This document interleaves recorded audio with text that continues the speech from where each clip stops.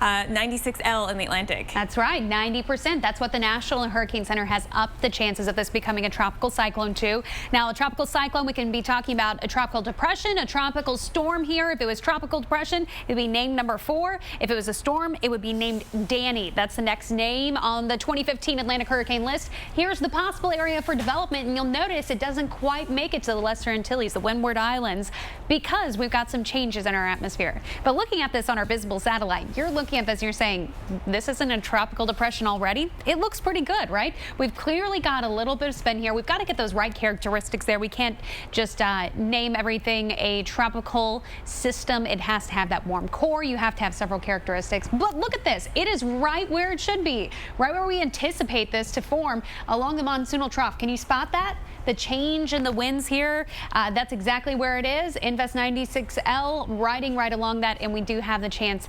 That's something that we're going to be watching for that to develop and what it faces ahead in its journey, Jen. Yeah, there's a lot going on today. We've got to watch that. We've got to watch the risk for severe weather. And really yesterday things began for us with this big multi-day severe event. It started in Colorado. Let's take a look at some of the video that we have coming in from Kait, and unfortunately some of the same areas we're watching.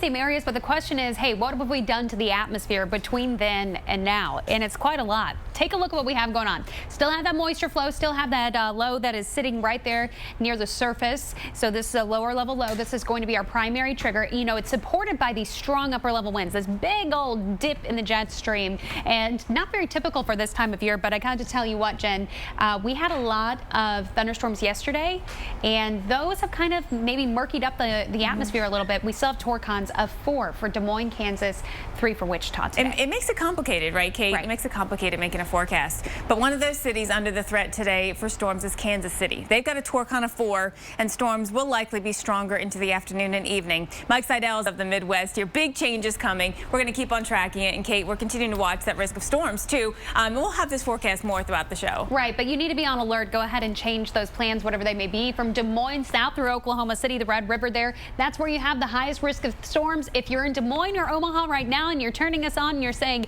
it's rip-roaring outside, well, we could have a little bit of a different story this afternoon. We're going to break down that and how scorching it is in the southwest and hail. Then, of course, we've got the tropics to talk about. And Kate, 96L, we're going to start to see advisories on that by 11 o'clock. By 11 o'clock, it'll be called Tropical Depression number 4 here in the Atlantic. So we've already got a name change here.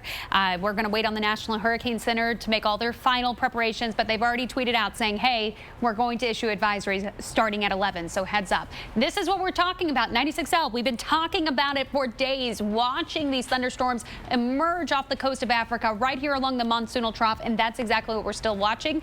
This is the possible development area. You know, we've already seen it develop, so we will see that 11 a.m. advisory, but this is an area that's conducive to maybe some further strengthening, some further intensification from this. And right now on visible satellite, you can tell, hey, that looks like a tropical depression. And that's exactly what we've got going on right along the monsoonal trough. This is where all of our thunderstorms happen that possibly could become tropical in nature this time of year. You'll notice those winds converging. That's exactly what's happening here. So it's right on target with August storms.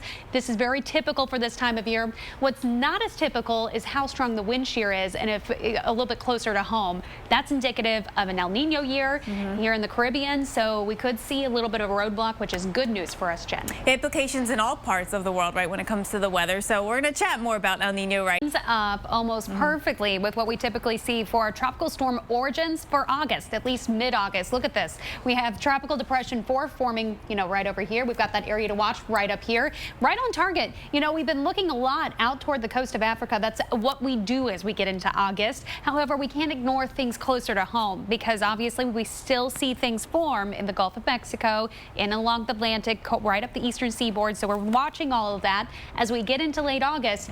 Look at the number of origins that happen right here across that monsoonal trough. That is going to be where we really hone in on as we get toward the end of this month.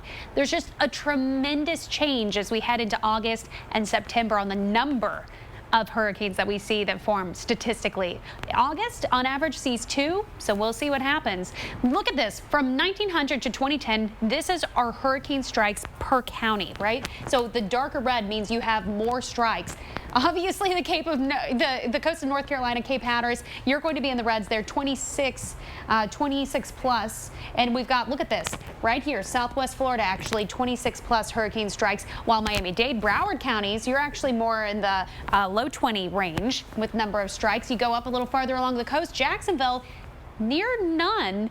But the thing is that doesn't mean it's out of the question. That almost creates greater complacency because you think that you can't get struck, and you certainly can. There have been 7 hurricanes to hit Florida. That happened back in 2004 and 2005. But that was the last time, Jen. It has been a long time. So it's been, on average, it's more like 6 to 7 years you get a hurricane there. Yeah. We're over that. We're at 10 years. We certainly are, and feels like we're due, right? Well,